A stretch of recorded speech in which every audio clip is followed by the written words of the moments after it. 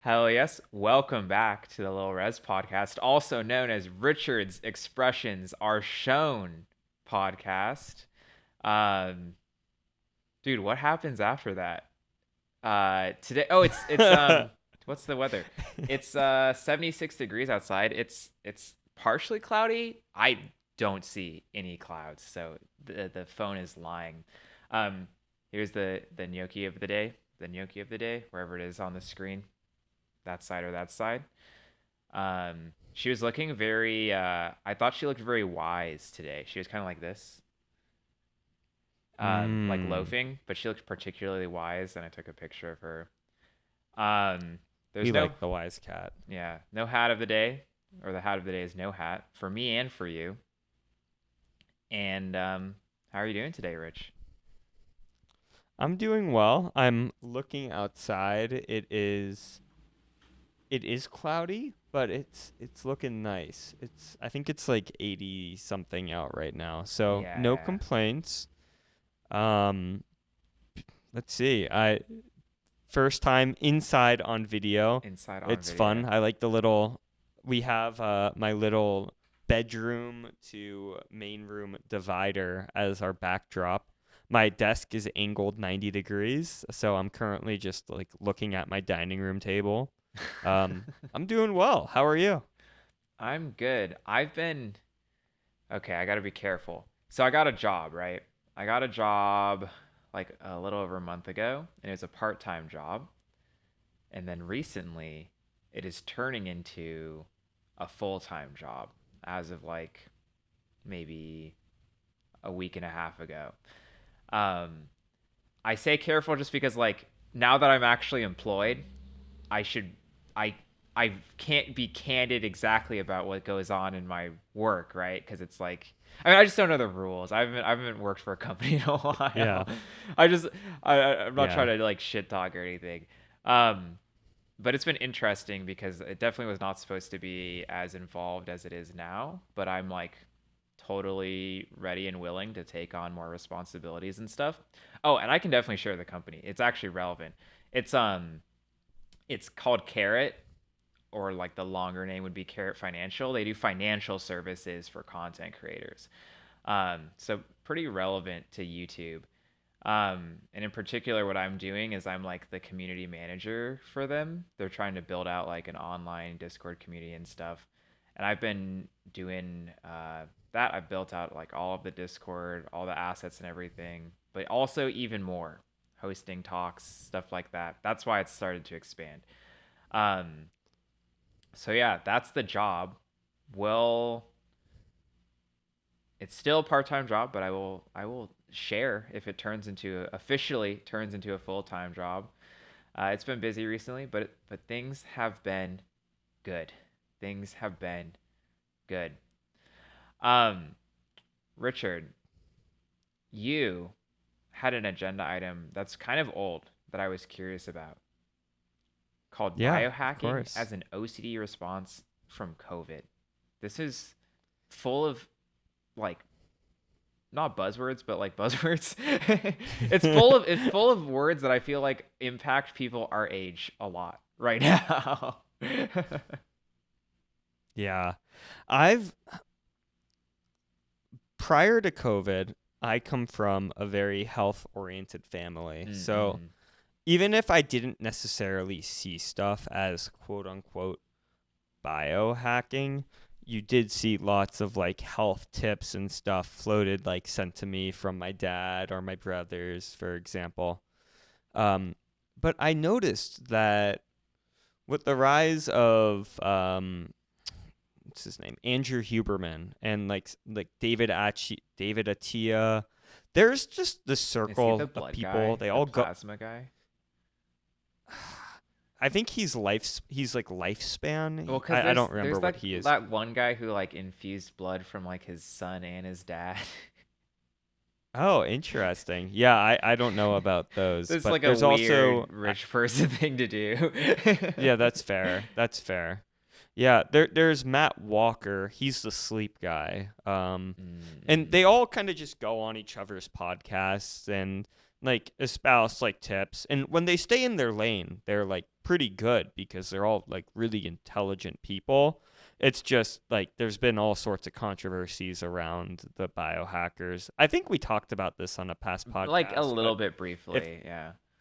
yeah, but like some of them just like the general consensus, the kind of like the pathway is they start off making a podcast on some niche health thing that they're a specialist in, and then they slowly bring on guests, and then they start to venture more and more outside of their field, Right, or right. they run out of tried and true content, so they'll bring in less proven studies. Sometimes they'll get supplement sponsors, and or even if they don't, they'll like try and be like, this supplement showed a potential effect, Yeah. and so you Yeah. should do this. Yeah, And yeah. it starts to become how many supplements you can collect. And many of them, like especially the good ones, will be like, yeah, you should just make sure you get 8 hours of sleep and like you see sunlight and you hang out with people. Like Mhm, those mhm. are what's going to get you 99%. But a lot of them will also just like push supplements and like make it seem like they'll give supplements and little things as much airtime as the basic essentials, making Right. you think that like it's like. Anyways, this is all a side topic, or not side. It's just It's tangential information. context. Yeah, yeah. Context, yeah.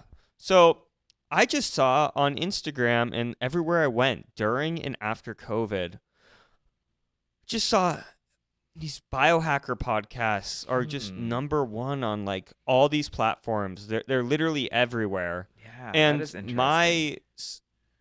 yeah, they've become wildly popular. Not just in niche things, but like it's Yeah. like if you were to go on like Family Feud, like what is it? Who's the guy to host it? Steve Steve Harvey Harvey? style. Yeah, What like are people most anxious about right now? Let's see health. exactly. And so my suspicion is because of our lack of all these mental health support systems. Mm-hmm. I have good insurance and I had a therapist during COVID, Yeah. but I remember even someone like me on premium insurance willing to drop a lot of out of pocket money. It Uh-huh. was Uh-huh. hard for me to find a therapist. I can only imagine what the person who does not have a corporate like health insurance plan or like doesn't isn't on a good state sponsored plan or whatever, like, and this therapists were so overworked. Many of them just weren't taking any bookings. So all this to say, I think OCD rose a ton during COVID and Hmm. health anxiety. And a lot of it was untreated because once things started opening up, people were just like, oh, yeah, everyone just wants to rush back to normal. But you can't undo 2 years of like No. lockdown and doom scrolling the news every day about health stuff. Like this is going to leave a mark. Yeah. Yeah. And I think a lot of people's lack of control, sure, some people were fine with it, but I think a lot of people wanted to control everything they could control, right? And I think the response to that has been this movement in like biohacking, and Hmm. it's literally everywhere. It's it's pretty exhausting, Yeah. and you start to see people like deifying these people too. Like Andrew Huberman, for example, had a huge scandal, like did some pretty like morally not great things. And you look at his comment section and it's just everyone's defending him or like giving him praise. He was like seeing like 5 or 6 women and telling each of them he was like they were like he was monogamous with them, Yeah. and people in the comments are like, wow, way to get after it. Like his protocols work. Like Yeah. he's able to see so much for a 40, 50-year-old man, and just No. I mean, it's just and it's not great. notably, he was having unprotected sex with them, and one of them did contract an STD, and it's like, okay, well, that's And pretty he was bad. trying in another he made Oh another yeah, one do in vitro yeah, fertilization, that's pretty intense. IVF. Yeah, crazy stuff. Just Anyways, yeah. it was more than just your run of the mill cheating. It was like Yeah, yeah. pretty There's it was cheating, pretty but it brutal. was is very premeditated and deliberately irresponsible. Um, Yeah. Yeah, Rich, that's an interest. I never connected those two things, but it does make a lot of sense that COVID would have resulted in why people are so, because like self improvement has always been a thing, but the self Yeah, of improvement course. surrounding like physiology and the body has been so trendy. Like the ice bath thing is just crazy popular right now. And I think ice Yeah. baths work really well if you're an athlete who needs to be able to perform. And I honestly don't know the science, but I've definitely seen a lot of shaky science to justify ice baths for like just day to day benefits, beyond just treating the muscles, right? But I mean, Yeah. if people want to push themselves harder, fine. That's you can invest yourself. Yeah, I mean, if nothing else, I mean, I've never done an ice bath, but I'm assuming it's an unpleasant thing. And once you've done something unpleasant to start your day, the rest of your day probably is mentally easier by comparison. Right, I'm right. sure like that's cool. And Yeah. that's whatever.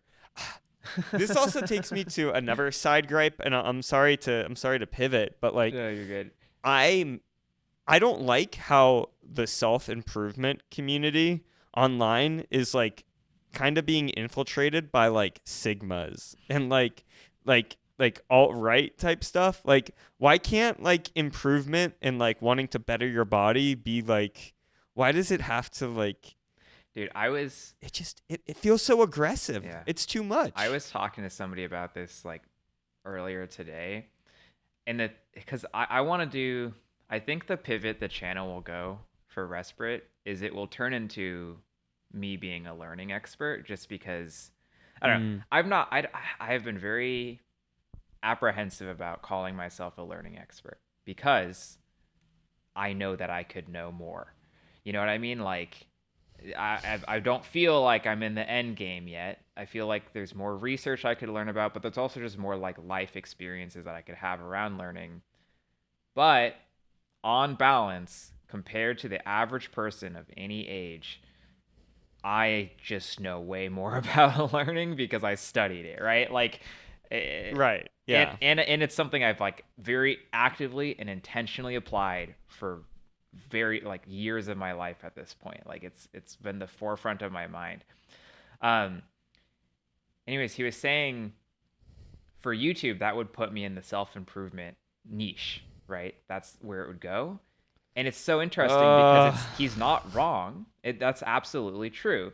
But I feel like the thing with self improvement is that it's a completely different framing from how I think about learning. And it's weird too because if I look at self improvement content, self help content out there, I usually agree with the majority of things that they say. Usually the majority, often like a lot of what they say. There's stuff I might pick out as like, that's dubious. I'm not sure about that. And when you get into the like more like fringe optimization stuff or like the supplement equivalent of self help, I get even more skeptical because, like, let me tell you, viewer, right now, I have read literally hundreds of research papers on learning. There is no silver bullet. It does not exist. This is something that people would always ask me when I told them I studied learning. They're like, "Oh, so like, what's like the thing that I need to know? What's like the secret?" There's no fucking secret. It doesn't you can infer everything about learning already because you've been doing it for most of your life. It's just that understanding the nuance, being tuned into it, is very challenging and takes a lot of deliberate effort. That's the secret. It's hard. It's hard and you have to be uncomfortable. That's the secret. Um, where was I going with this? Oh, the frame is different though because self help feels like it's motivated by external pressures. I want more money. I want more status. I want to be more attractive. And those aren't bad things necessarily. I think those are all perfectly fine. But self help, self improvement feels very externally motivated. That feels like the reason why people do a lot of these things. Um, but I think of learning as something you do entirely for the betterment of yourself. And it's not even an optimization thing. As much as I personally worry about optimization, because I think that's like I think I have optimization brain rot basically from like how I've grown up and stuff. But like Sure. I think that for learning it's just about having a strong like volitional, like having strong self volition that you want to learn, and that you will try and do the right steps for learning. But that's like fine, like if you don't do it, that's okay. That doesn't make you not a learner. A learner is just trying to learn. If you don't do the right things, you'll try again next time. Versus self improvement, there's an implication that if you don't do it, you're not improving. It's I know I'm throwing a lot of ideas at the wall here, but like it has, for me, for learning, it's all upside. It's all gravy. Self improvement implies a like another side of the coin, which is that if you're not doing these things, you're regressing or you're stagnating. You know what I mean? And you're talking about the self improvement like as it is in pop culture, not like the definition of the word self Not improvement, yeah, right? like how You're people like this, like because for how example, people are selling and framing it. yeah, like someone tells you in a YouTube video, these are the things you need to do if you want to become your best self. The implication is that if you don't do these things, you're not like a good person. That's basically the Yeah. idea. I completely, Uh, I like completely reject this premise, personally. For me, it's like, are you trying to learn? Yes. Good. That's it. You did it. You've already succeeded. yeah. And everything else you do, if you have energy to push yourself, you keep pushing yourself. You just fundamentally though, you have to, the one thing you have to do is you have to be oriented towards learning. And that is hard to do, but as long as you're committed to that, you can't fail yourself. Mhm. Um If you're 30 and you're not hanging out with 20 investors, you don't own 7 rare fish, you don't have 4 aquariums in your basement, are you really living? true, Are you true. really surviving? Yeah, you see this stuff phrased a lot with like benchmark to age or like oh man, I also see the self-improvement community tied to like yeah, I mean this is just an extension of like the Sigma stuff, but like pictures of like Patrick Bateman or Brad Pitt in Fight Club or Ryan Gosling. Yeah. I mean, And like there's the that real stuff irony too of that it falls all into is it. like Yeah. those guys are meant to portray what you're not supposed to be doing. Yeah, Like yeah. those guys are not, it's like if you like them, sure. I mean, I like on the surface, like they're cool. I get the initial appeal, like they're fun. But like Yeah, yeah. if you if if those people are like idols for your life, you've missed the plot. Yeah, yeah. And I think a lot of this, dude, this is all right. We're gonna segue into the learning renaissance a little bit. I don't know. We're kind of, I guess we haven't talked about it yet, but I wrote on the agenda it's learning renaissance because we said we were gonna talk about that. But in parentheses, Okay. we wrote suppressed by income inequality, and I think this is very related to what we're talking Mm. about because I think the Sigma situation is banking on like a financial dream, right? Of finally Sure. having independence financially, possibly Yeah. having abundance of finances. And I think that's only going to become more popular as income inequality continues to trend upwards until we do something about it. We got to do something about it. Um, it's it's just because like these types of external factors like wanting slash frankly needing money take you away from the mindset that I was talking about and towards this like the Sigma mindset thing, right? If you feel like you trust your government, if you feel like you're not really at high risk of being in danger financially, you're more willing to be easy on yourself and you're more willing to try hard things. You're more willing to be generous too, and that's so important for learning as well. Um, because learning is just, it cannot be done in a vacuum. It's impossible. You have to learn with other people. Um, so yeah, I think these types of things happen because people are stressed. And this is like Yeah. it's like the pie in the sky solution to like this will fix the stress. And then the reality is it doesn't, right? It doesn't. But Well, let's go back to what we were talking about last week, the four horsemen of the internet. Like, yeah, think about how many people are teens that just have like black and white or a lack of nuanced thinking, yeah, or yeah. like ideas like, oh, if I have money, all my problems will be fixed. Like, it's probably pretty pervasive. That's true. It's a And very then teenage mindset also, thing as well. it's also like you were talking about the people that they frame everything within the context of one specific thing. I could Yeah. see like if someone's like, "Oh, I want money, this will result in all these things becoming true." Like it really ties in with a lot of that. Yeah, yeah. Oh man, I thought of a better name for that category the other day. Oh, I didn't think about it. I saw it and I was like, "Oh, of course, we already have a name for it." And I'm totally blanking on what it is. It's like oh, dude, what is it?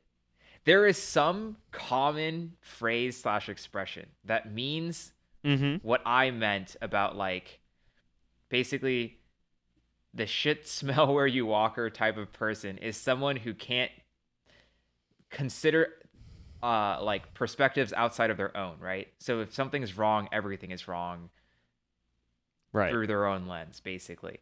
Um, there's a word, there's a phrase for I can't remember what it is. I believe you. Yeah, yeah, we'll That's figure it okay. out one day. Do you want to go into your points around the learning Learning renaissance? Renaissance. Okay, all right, strap in, y'all. This is important. It's not that important. I just okay. How do I frame this? We're using the pod to kind of flesh out this idea.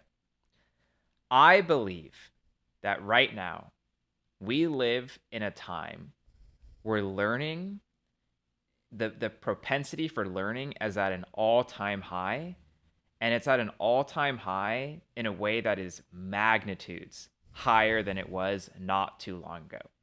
If AI hype is all about that exponential curve, behind the scenes, the propensity, the access to learning is hitting that exponential curve. It is almost, and it's because of the internet, 100%. It's also because of our newfound understanding of how human brains and human bodies work. It's kind of different factors colliding at the same time. The promise of the internet when it was first pitched was on the internet, you can do anything, you can learn anything because all information is available. That's not exactly the reason why I think the learning renaissance is happening and is imminent. Although it is a factor, access to materials, resources does matter. But even more so, it's the fact that people can become practitioners with so much less resistance than they've ever been able to. So when I say practitioner, usually that's kind of like a medical context term. I just mean someone who engages in a practice, which is also often a medical term. And by practice, I mean literally just doing a thing, just doing Sure. a thing. That's why sometimes yoga people call it like practice. There's practice as in like I'm practicing something and it is tied to this, but like the practice is kind of like your engagement with the craft, the art, etc. So I'll give an example. Video games. 20 years ago, if you wanted to play video games as a practice, as something that you're going to get better at, that you're going to hone a craft in, and people weren't even thinking about it that way, but some people were, you had to play locally on hardware that was specialized for it, or you had to have a really nice computer. Um, if you want to meet other people who are also doing the same thing as you, it's really hard in that context in 2004. The internet does exist and people are starting to meet each other there, but not everybody's on there. And a lot of things like video chat, streaming video is super infantile and doesn't have a ton of adoption. Today, for the most niche video games ever, I can find a community. I can find people who are doing the same thing as me. I can interact with them. I can watch them play. I can play with them over the internet. The availability of engaging with the practice is so high, and it's just blowing things away. And not only that, people who don't even play the video game can learn about it, and it can be spread out even further. The community aspect like cannot be understated how important it is. Like seeing is believing when it comes to learning. It's no coincidence that like after Tony Hawk and Rodney Mullen perform like the first ever instances of certain skateboarding tricks, suddenly in just 10 years thousands of people are capable of doing the same trick. Nothing changed Right. evolutionarily or technologically in humans or with the tools we use to make that happen. But once people saw that it was possible, they knew that this was something that could be achieved and that is something that they could practice. And people are way more That's crazy how apprehensive. that Yeah. works. People are way more apprehensive about practicing things that they don't know if the outcome is possible or if it's real. But the human brain is fucking Mm. crazy, and we are capable of so much Yeah. more than we think we are. And the internet showcases that liberally and broadly. Um, so there's the internet, there's the access, there's community, there's tools. Also, just like you can get so many fucking reps in like chess right now, for example. You can play so much more chess than you used to be able to because of the internet and technology. You can get high matchmaking, like high elo matchmaking. If you're a grandmaster, you have access to like the global supply of grandmasters now. You did not have Yeah. that before. You had to travel somewhere and it was expensive. Um, so, Another yeah, prime example is like I'm learning Spanish right yeah, now, and I was yes, this using is a great just example, Richard. Duolingo. Yeah. But then I got on this app that matches you up with like as many language partners around the world as you want. You set what your language is and what language you're looking to learn, Mm-hmm. and it's crazy. I'm literally like chatting with people on WhatsApp and like through the app, and I'm just getting countless reps in. Like Yeah. I find if I've been like having a conversation with someone before I go to bed in Spanish, I start thinking about words in Spanish and I Mm-hmm. start thinking in Spanish, and it's really incredible. Like it wouldn't be the same if I was just reading through a Spanish textbook or just Yeah. saying Yeah. sentences out And loud. you can, Having a community yeah. and like the desire to connect with another person, especially through learning, is like so powerful. Yeah. Yeah. I mean, because a lot of what makes learning hard is emotional barriers to us doing certain things. Practicing Spanish by True. talking with a stranger just feels harder than practicing Spanish with someone whose kind of express purpose is to be your friend who helps you learn Spanish. Um, I mean, I think it's still hard. But and I was also gonna say, and you got like voice notes and stuff, right? This is like a new Yes, correct. technology. Being able, like, phones aren't a new technology, but asynchronous voice notes and stuff with pairings of people in other countries. Oh my gosh! If you know, what would help language learning a fuck ton is if we were able to. I don't know how this is possible. Like physically, I don't know how this is possible. If we could remove the latency from on internet communication so that it could be true real time instead of like realistically you've got like 100 milliseconds of latency and like the conversation we're having right Mm, now. There's latency there. We're not as fluid as we would be in person. I bet even a small change like that, it's a hard big change, but even a small change like that would help with fluency even more because it would just feel that I'm much sure. smoother. Um, Yeah. so okay, first half, the internet. And this is why I gotta defend the internet. For all the shitty things about it, like it is truly enabling people to push human cognition to new levels. It's just I think it's undeniable. I can't believe people are not always talking about this because I, in my personal day-to-day life, encounter new instances of this all the time. Like I don't know. You find the kids making Blender Lego animations, and you're like, dude, these kids are using mental faculties that kids were not using 25 years ago. And 25 years ago is not a long time ago. It's crazy. Okay, I keep putting so internet. This is something I think a lot of people can observe. Maybe people aren't quite talking about it the way I am. I'm sure some people are.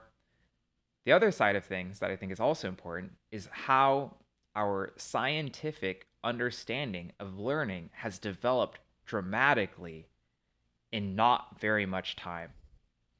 So, the the the theories of learning that I prescribe to are based on learning sciences. Learning sciences is a pretty professional sounding name. So you would imagine that it's like, oh, this is what we've always called it. But that's not true. Learning sciences as a concept is only it only really starts to crop up in like the 1980s. That's not very long ago, especially for academia. If you think about how long people have been studying a lot of other topics, a 40-year-old field is very, what's the term, nascent, early. It's young. Yeah, super young. Yeah. People were studying learning before learning sciences, though, but they were doing it in weird ways, or I think in retrospect are weird ways. When we think What about are like, some yeah, examples? I'll give you some examples. So a lot of this surrounded things like classical conditioning, right? You know, Pavlov, Mm, ring the bell, yeah. maybe. People were seeing Yep. learning as this thing that you do to other things, animals, but also people. Learning was this thing that somebody prescribes to you, and classical conditioning was supposed to be the proof of this. I create this circumstance, I condition you to behave a certain way, and because of it, that's what learning is. But over the years, a more critical view of learning was formed, in big part because of learning sciences, that kind of flipped the dynamic and said, no, learning is not something that is done to you. Learning is something that you do yourself, and all anyone else can do around you Mm, is facilitate that. If you have a heavy hmm. hand and you're very strict, you can force learning onto people, but they're not going to become lifelong learners that way because you can't do that to them for their entire lives. Or if you do, I think that's insane. Like Yeah. that, like imagine like Pavlovianly monitoring a person for like for most of their, it's dystopian. It's just ridiculous. Um, Learning is something that you do to yourself. And not only that, but we have a better Yeah. understanding of what it actually means for the brain to change. Neuroscience is also a very new field. The way that we conceptualize the brain, how we internalize ideas, what the different parts of memory are, is very new. Again, last 40, 50 years. And so, man, I'm riffing right now. As I'm talking about this, there's just so many things to go over. So we're not going to go over all of it today. But my point is that our understanding of people has changed a lot. And we used to be really stupid about how we think people do things. Honestly, in my opinion, the people who got the closest are philosophers. But nobody cares about philosophers because Mm. they're weird. I mean, I'm just being real. I don't hate philosophy, but philosophers kind of feel like they're in their own world, right? It's hard to take them seriously unless you're also into philosophy. So it's never gonna, philosophy doesn't break into the mainstream very often unless it's really resonating with a cultural feeling. Um, Mm. and their reasons are not like very scientific. It's just if you think really hard about your own life experience and stuff, turns out you get kind of close. Yeah. um, Well, that makes sense because humans naturally like don't we like our brains are always naturally searching for patterns, which is kind of like a yes. way of learning, right? And so if you think about It the way you facilitates progress a through, type of learning, yeah. your brain has an auto like facilitation built in, which is nice. Yeah, yeah. And I guess the last thing I want to say with this academic sense of things is that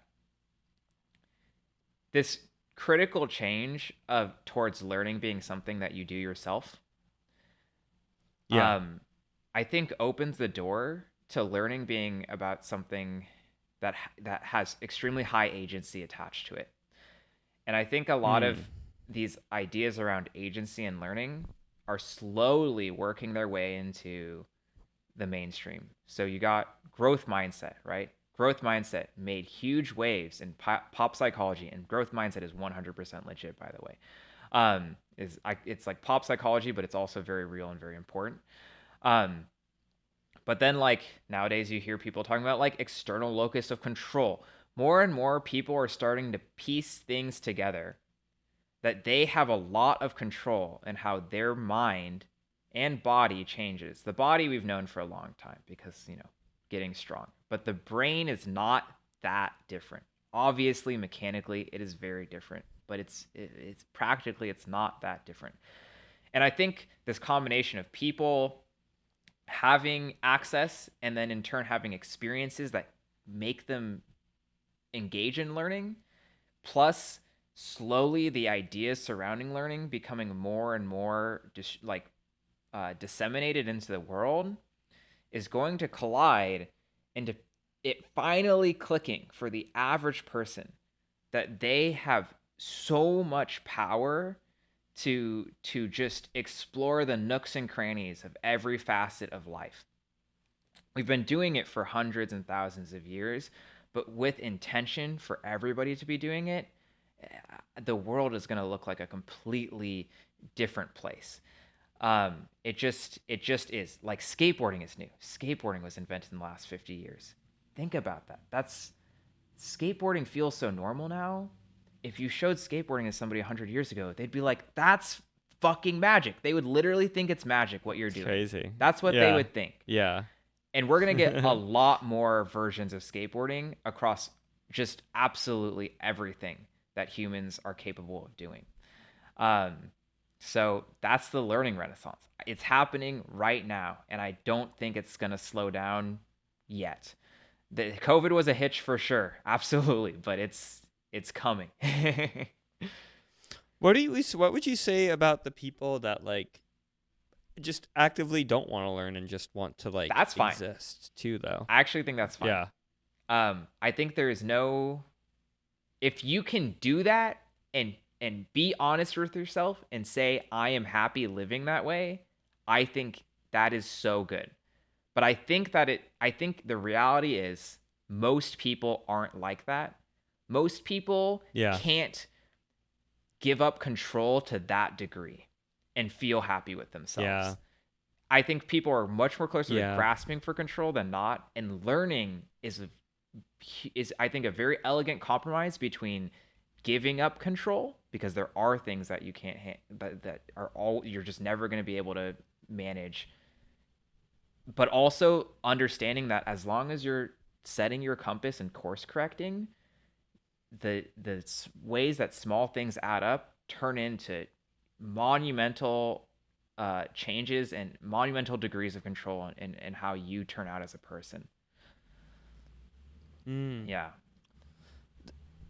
I could also see a world in which someone might think that they don't want to learn, but they just haven't stumbled upon Yes. the right passion, or just don't realize the tools that they need to learn and how that fits Yeah. in with their passion. Yeah, and it's not even a passion thing. That's the other crazy thing. It's like Mm. there are definitely things that for different people based on their circumstances, they will be more willing to learn.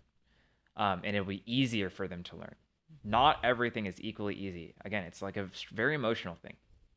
If something isn't evoking negative emotions, if something is just, intimately connecting with you for whatever reason, who knows why, then it's going to be easier to Yeah. learn. That's why like some gamers fucking get super crazy good without ever doing any deliberate practice, because their brain is just willing to engage with the parts of learning that most people will find hard.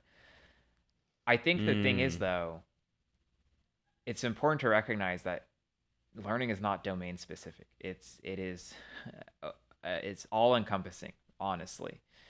And I don't think you're a learner until you abstract past learning one thing and start thinking of everything as something that can be learned. Um, Mm. and that's a big ask, because you're asking people to become uncomfortable, and people don't want to do that. But if you create more opportunities, then more people will do it. Yeah. Or you put incentives at the end of it. Incentives can help. Or But does that again, not work as much? I mean, it works until you're not doing it anymore, right? Right. If you're going to be Yeah. externally motivated. That's why it has to come from within. I mean, it's so it's so trite to say, oh, it has to come from within, but I can't think of any other way, because Yeah. if it's externally motivated, you're always going to be fighting with your like personal identity. You're never going to feel right. Um, and I think that's Mm. some people like. I think it's okay to have some degree of tension there. I think most people do.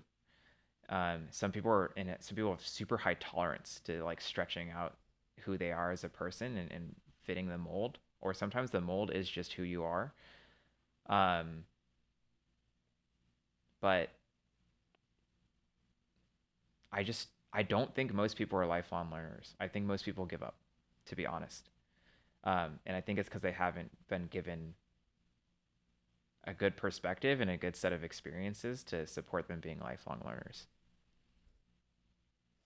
Yeah, I remember reading, I think I saw a study, and maybe you brought this up, or maybe I saw it somewhere else, about like STEM and like men versus women in STEM, and how like women have like a worse classroom experience. And Yeah. so Yeah. that reflects in not many of them going into the STEM That field. study was done at Meanwhile, for UW. men, oh, Yeah. that's I probably know why I know exactly about which one it. you're Yeah. talking about. Yeah, you must have brought that into my purview. Yeah. Oh, maybe. I mean, you might have heard about it. They definitely advertised it too, like within UW. Sorry, I didn't mean to cut you off there, though. No, no, you're good. What did I sum it up about right? Am I missing any nuance in the Yeah. findings Well, there? so the funny thing about that study is when you say classroom experience, it is literally classroom experience. I'm assuming you have to be talking about the same study as the one I'm thinking of. Yes, I They am. literally Yes. took classrooms, like the Yes. decoration of the classroom, and they took kind of the standard look, and then they kind of designed a classroom that was basically just more gender neutral. I forget exactly how they Mm, determined what that meant, but presumably there are things where if you show them to women, it doesn't quite feel as welcoming to them, and that's not an intrinsic thing. That's just how the circumstance, like that can change over time. But based on how things are, based on the status quo, they're like the current classroom, women feel like it doesn't include them. If we include stuff to right. balance it out, all of a sudden they learn better, they're more willing to participate. And like i I don't think men and women are exactly the same. And I don't mean that in a I don't mean that in a bigoted way. I just think, sure, they're different and there's a spectrum in between as well. But I think if the external factor makes that big of a change, that's where we should be looking first, is the environment, way before we're worried about biology. Like I think you are hubris out of your fucking mind if you think you can understand the Lego blocks of biology that affect how a human behaves. Like, it is so many layers of abstraction that you are assuming you just have figured out. I think it's super ignorant to think. And obviously, it does mean something. And there are ways we can determine. Yeah. Like, there are things we have determined. But come on, going to college, think of every single little detail that comes down to going to college. Your family's finances, how your family raised you, the people you're going to college with. Are you going to college in state, out of state? Are you living on campus, out of campus? Are you introverted? Do you have anxiety? There's a bajillion fucking factors. So to boil it down to, oh, you're a girl, you're not as good at computer science. And there are people who believe that, by the way. It's just ridiculous. How can you say that so confidently? You don't fucking know yet. You can't and you haven't controlled for all the factors. There's too many. All I can think of is the Jordan B. Peterson talking about different genders at different jobs and just like using that as like an Dude, assertion. yeah. And I'm just like, You know yeah, about the bell curve? Have you ever heard of this book, The Bell Curve? I know what bell curves are. Yeah. I have not read the book. So the bell curve is this famous book about IQ. It's a controversial book. Um, and the reason is because it reports a lot of real science on IQ, but it's also based on some really fucking ridiculous beliefs that are extrapolated Mm, from this more concrete science. One of the major, not contributors, but one of the scientists whose work the bell curve is based on is literally this is no exaggeration at all, is literally a self-described scientific racist. And basically, this guy, like in the 80s, he studied IQ, did real research on IQ, but then concluded that because black populations in America and in the world have lower IQs, that means that it's a race thing. And he believed that IQ is so valuable and important that we need to like preserve white like bloodlines and stuff to preserve IQ. All this crazy extrapolation from observing differences in IQ. If you just control for When it's environmental like, factors, it yeah, changes. Like IQ is not fucking fixed. We like this is solid science to prove it. It's not fixed. Who you are matters a lot. If you don't eat before an IQ test, you will get a lower score. And then the very next day, you can eat a meal and get a higher score. Your IQ can fluctuate 30 fucking points in one day because of your circumstances. If you're a malnourished fucking kid in a rural African village and someone gives you an IQ test, no shit, you're going to do poorly. Is that because you're yeah, black? No. I mean, it's just no, ridiculous to extrapolate this. This dude did real research and then decided to be a white supremacist, a literal white supremacist. yeah, Not even an accusation. He's a literal Nazi. He doesn't call himself a Nazi, but that's what it is, right? Because the white suprem dude, he's got writing. Oh, we got to preserve the bloodlines, all this stuff, dude. What are you smoking? How did you take something so like how did you get there? Like people yeah. are I don't understand. They take small things and then make these huge conclusions, and I just don't understand how they do it at all.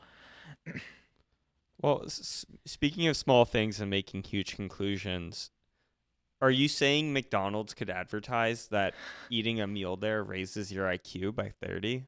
Dude, they could easily set up a study that is very disingenuous that shows McDonald's eaters doing well compared to the control group of people who haven't had any food at all.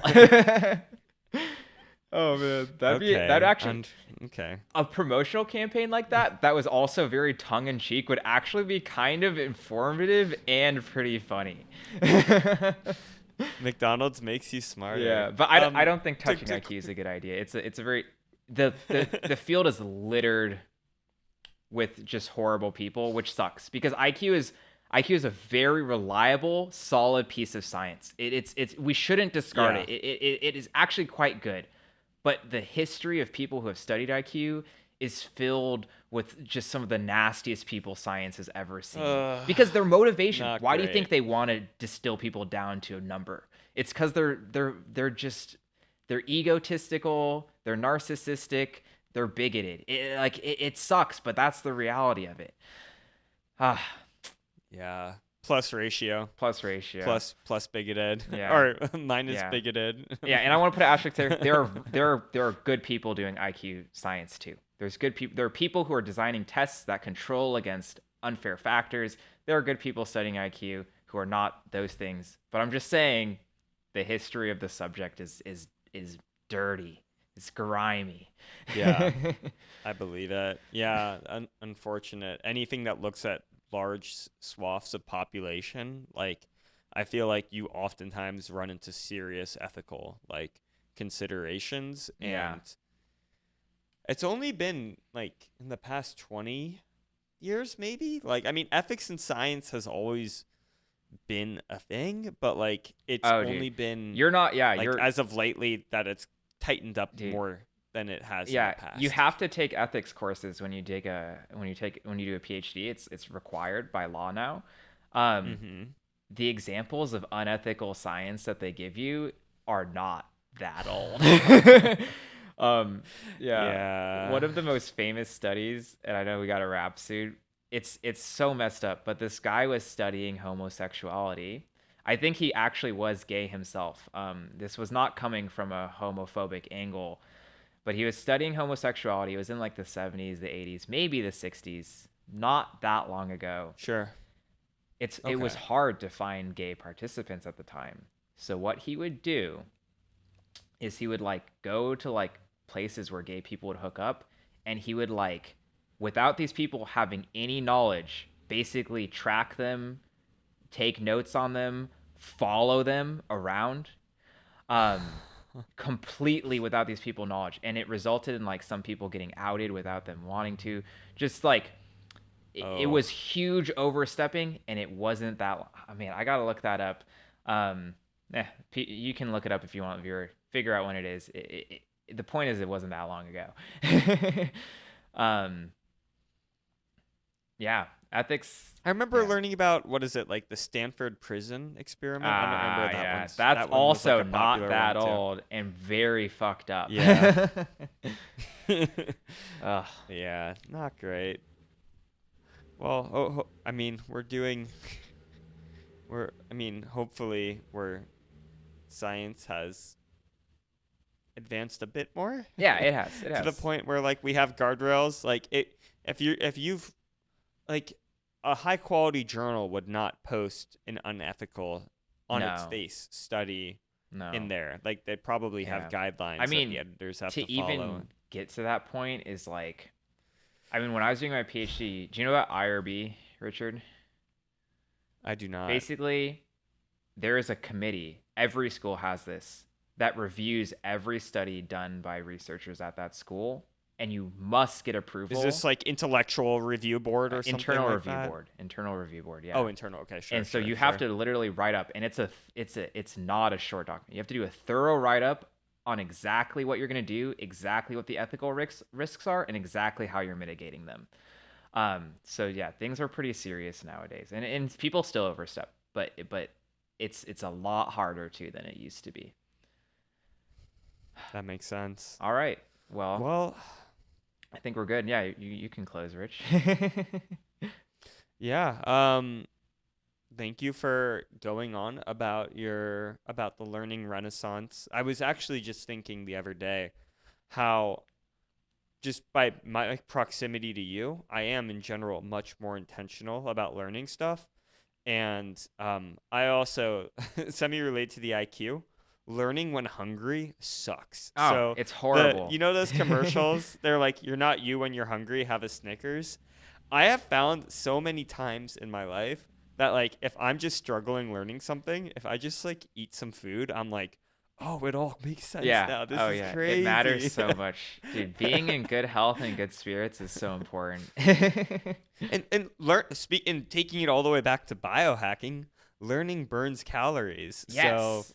Your like brain, these chess players, they're dude, sweating it out, this is man. another example of things people are finally starting to realize. For so long, people thought thinking is free. Thinking is not free at all. It's costing you literal energy. Your body is burning energy to think, and if you're stretching yourself, it's hard. Um, I can't tell you exactly how many calories, but I mean, it definitely burns energy. It definitely burns energy. You working. Yeah. All right. Well, with all that being said, thank you again for this awesome explanation and goodbye now. Goodbye now. Bye.